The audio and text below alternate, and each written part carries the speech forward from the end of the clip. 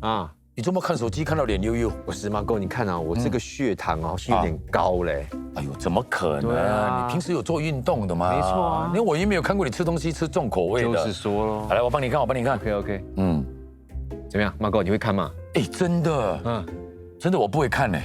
不过没关系啦，我们请专家来帮你看。糖尿病有好几种，你分得清吗？血糖过高，身体会出现什么症状？吃的健康，为何血糖还是偏高？你了解什么是升糖指数吗？全都在这一期的医疗大小事，一起长知识。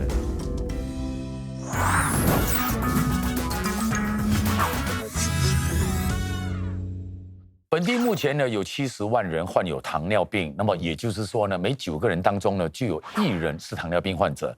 那卫生部预测，在2050年呢，每8个新加坡人就有1个人中招。那到时呢，总人数会超过100万。是。那今天呢是世界糖尿病日啊，11月14号哦，所以我们好好的来聊这个课题哈。好，马上来欢迎我们的心脏科顾问医生，欢迎张淑勇医生，你好，欢迎。还有艺人嘉宾，欢迎慧芳姐，还有伟明哥，你好，大哥你好。是的哈。那么我们也知道了，伟明大哥也是这个糖尿病患者嘛。对，我们想知道是你是怎么发现自己有糖尿病？知道我自己会有糖尿病，是因为我家族的人有糖尿病。这个事情发生的时候是一场车祸。我总共发生过2场车祸。第一场车祸的时候呢，是我这只脚，右脚是这边撞到了之后呢，它肿了一个大包。那我开始不去管它，它越来越大的时候痛了，我去看医生，医生说要把它切掉。好了之后又来一场车祸。那个刀割到这边，去医院的时候证明了我真的有糖尿病。多年之后呢，我一向来都骑摩托车。那我就撞到那辆车。那我就被送去医院。是。那么醒来了之后呢，医生跟我讲，你这只脚要截肢，切掉了就跟它缝起来。哇，那个时候你看到它就恐怖了。我们小的时候看那个科学怪人，他头上不是缝很多针吗？对，看到那个脚就是一样，这样子，就有很多缝线这样。对，也没有特别的去留意，只知道去了这个脚不可能再回来了。唯一重要的是这边。跟这边，我要活下去。是，我要坚强。你自己不坚强，没有人没有办法可以帮。对。好，其实每一次都会听到说有糖尿病患者需要截肢，是为什么？糖尿病如果长期性的没有去关注它，它的血糖过高的话呢，就会引发这种周边血管上面的阻塞。是正常的日常生活上其实是没有问题的，但是一碰巧碰到出现一个伤口，它的血流就不够，所以身体就没有办法让这个伤口愈合。对，时间久了之后，我们就只能用截肢的方式。最严重的情况会是什么？最后会容易败血。败血，所以它基本上就是一个门，一个入口，让所有的细菌可以进到你的身体。是我家也是有遗传的，我的外婆啦、我阿姨啦、我妈妈都是糖尿病，我妈妈也是糖尿病去世的。她那个时候她的脚趾腐烂，医生说要截肢，我以为是截这边，截这个角落，他说你要截到这边，所以我问我妈，医生说要截肢才有保病。我问他你要截吗？他是讲老人家是讲了一句话，是我死也要死个全尸。他不要截，他也没有跟我回答要截跟不截，所以我们就跟他说那就算了，就不截。我们就看好好的嘛，没事。他说会败血，但是我们不觉得。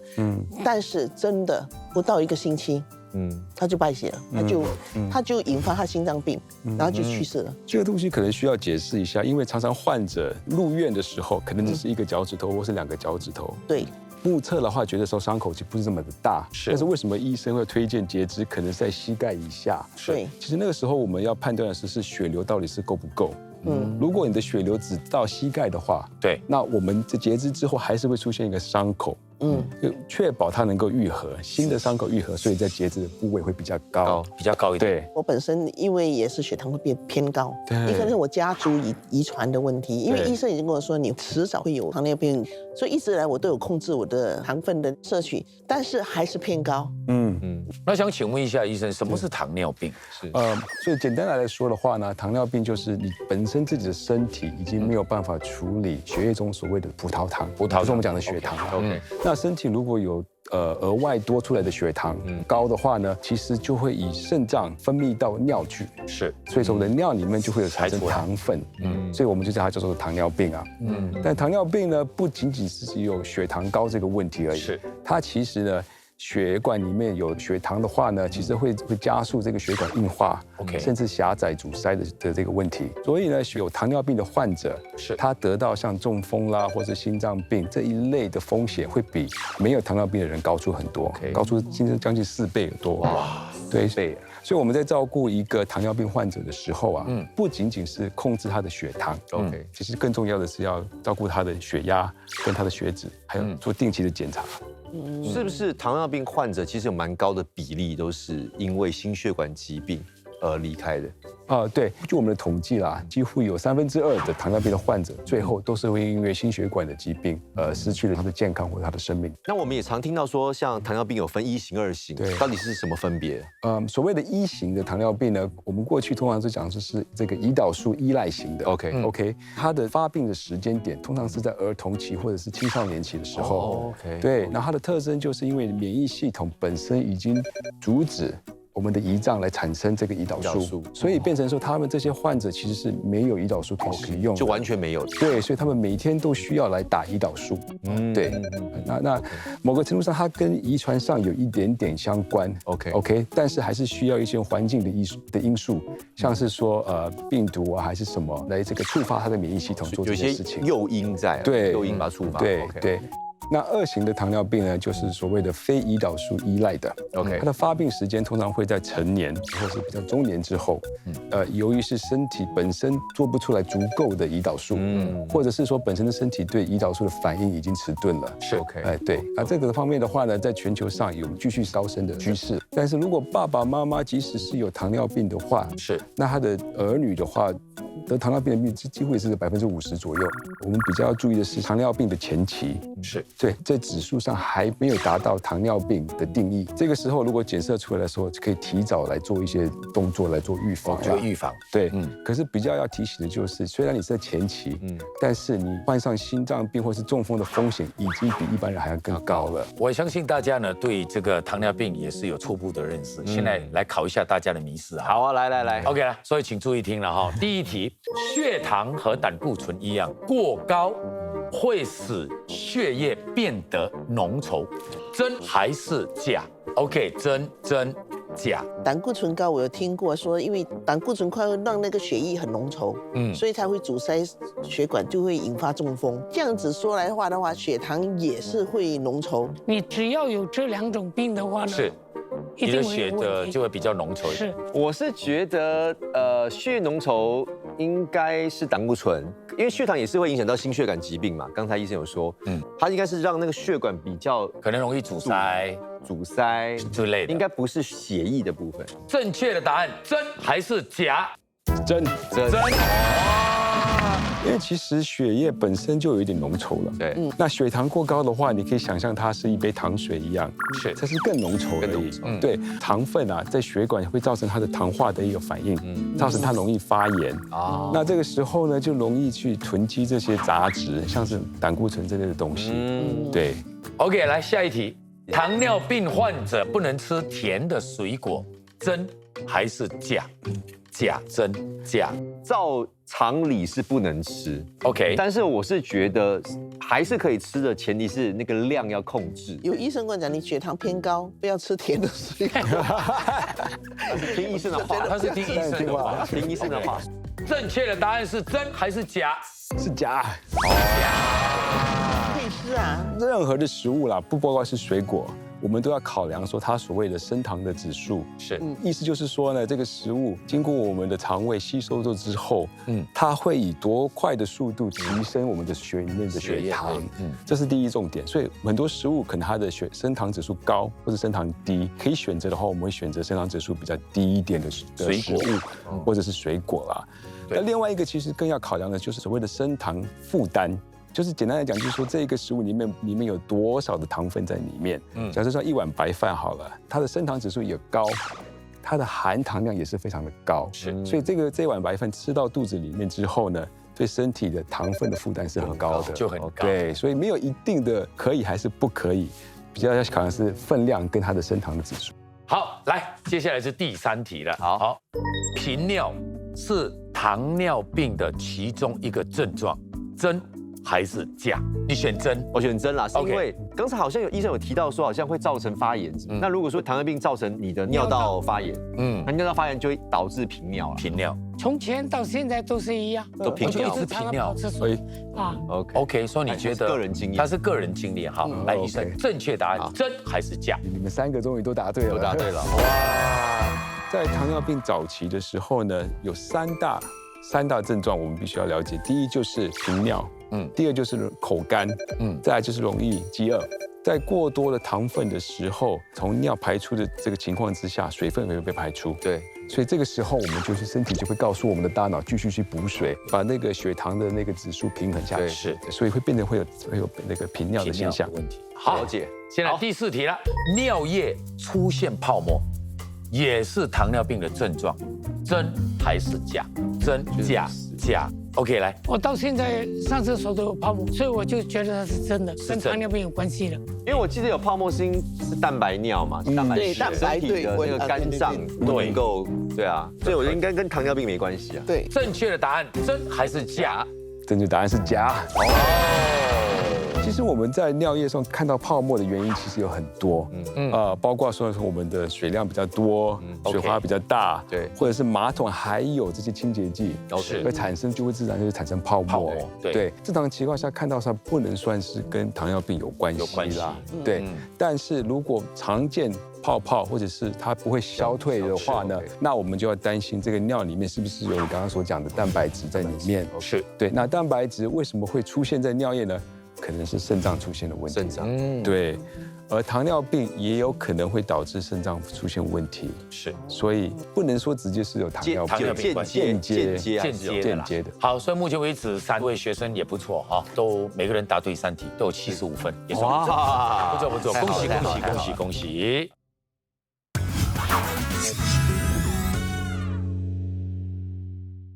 说到这个糖尿病了，其实呢，我们也谈到胰岛素这些，没错，跟血糖哈是。所以到底什么是胰岛素，什么是血糖，它们的关系又是什么？血糖就是血液里面的葡萄糖的含量。OK，那胰岛素其实是我们从胰腺里面分泌出来的一种荷尔蒙。OK，对，它是能够帮助我们身体的细胞呢吸收葡萄糖。OK，那血糖跟胰岛素是密切相关的。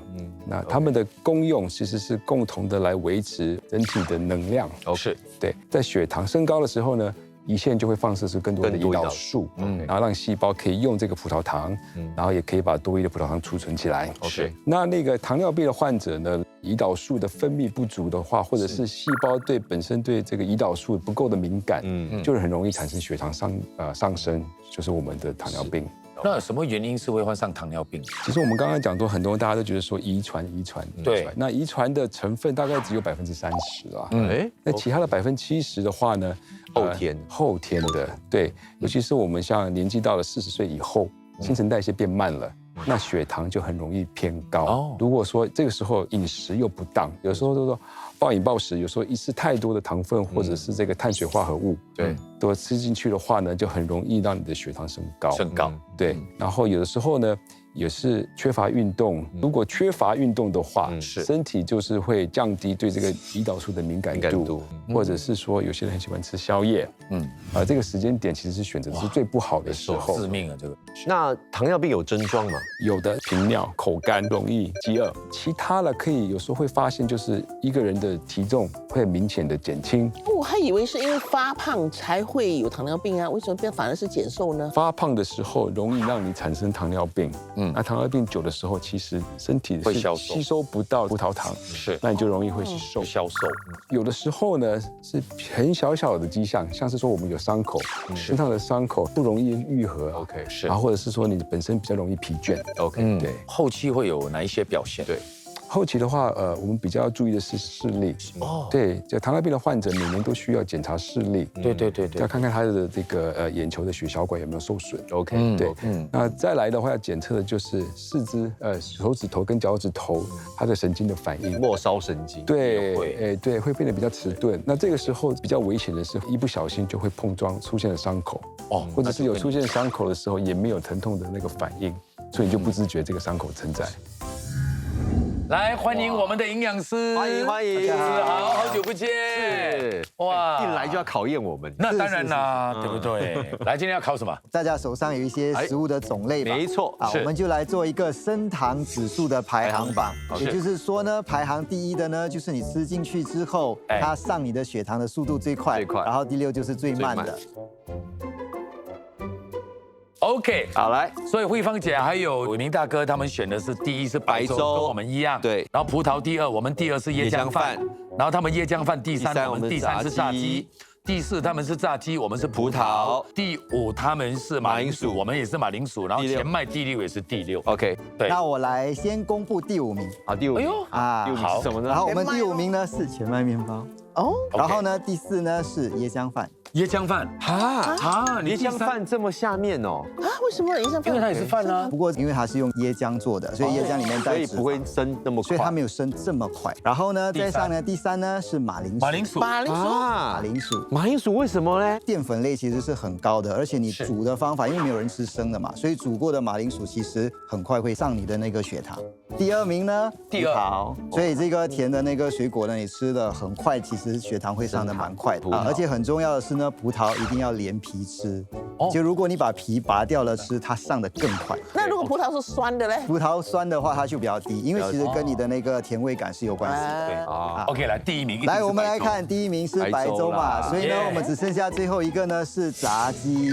炸鸡反而少啊？对，为什么？因为这里我们要谈的是升糖指数，不是它健不健康。炸鸡本身呢，其实它的淀粉含量并不会很高，再加上它是油炸的，所以这个呢，蛋白质高、脂肪高，它的升糖指数其实是很低的。但不代表健康，不代表健康，这单纯只是上血糖的速度。以这个标准来看的话，有几个地方我们要注意的，就是首先呢，就它的本身的碳水化合物的含量，碳水化合物的含量越高的话呢，其实它就属于升糖会比较高。但更多时候呢，我们也得看它本身的那个煮的那个方式啊，还有它里面的那些含有的不同的东西。所以全麦面包会在这里呢，主要是因为它纤维很多，对，所以纤维高的话呢，它其实会减缓葡萄糖进入我们血液的时间，所以这个呢会在这个地方。那刚刚椰浆饭我们讲过了，因为它有带着脂肪，所以带着脂肪的话呢，它也会减缓的那个速度。那马铃薯本身呢，它也是有带一点那个纤维，但马铃薯通常纤维比较多的，更多是在皮的地方。那大多数人吃马铃薯很少带皮啊，所以它的那个纤维比较低的话呢，它升糖就高。OK， 那葡萄就是我们刚才提到它的甜味。那白粥这个东西呢，就要特别讲一下，就是任何的碳水化合物，一旦它跟水一起煮的话呢，它很快会把那个里面淀粉的那个链弄断了。那淀粉呢，对，更快的消化，更快的吸收，上那个血糖的指数就会特别的快。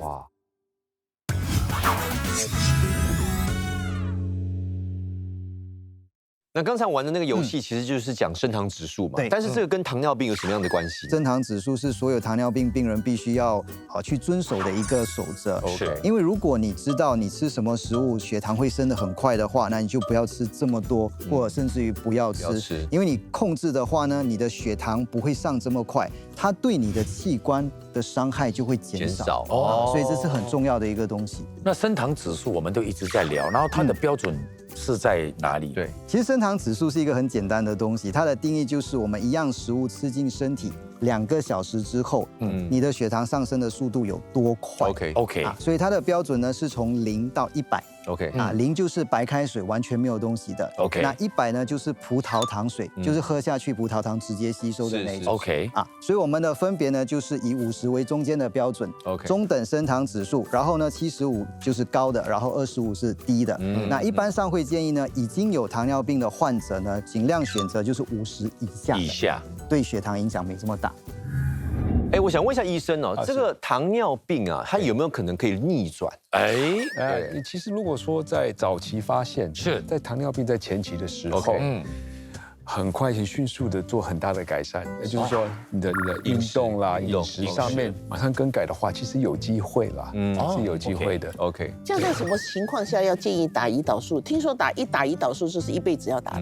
真的吗？一型的糖尿病患者的话，他们本身是没有办法创造出这是胰岛素的，所以他们是非打不可，一直要打。对，那如果是2型的糖尿病患者的话呢，有时候初期诊断的时候，因为数据上太高了，他必须用胰岛素来稳定他的血糖，而之后稳定后之后，再慢慢的用这个药物来取代，是这样。对，最近糖尿病的病人呢，患者都会说用代糖来取代白糖。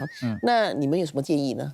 那我们市面上呢最常看到的代糖呢叫做 aspartame 阿斯巴甜。是。那阿斯巴甜这个东西呢，它其实是2个氨基酸组合而成的。OK。它进入我们身体里面就会分解变成氨基酸了。所以它其实是蛋白质的种类，跟我们胰岛素没有关系。OK。而且呢，阿斯巴甜本身呢，它比普通的白糖甜200倍。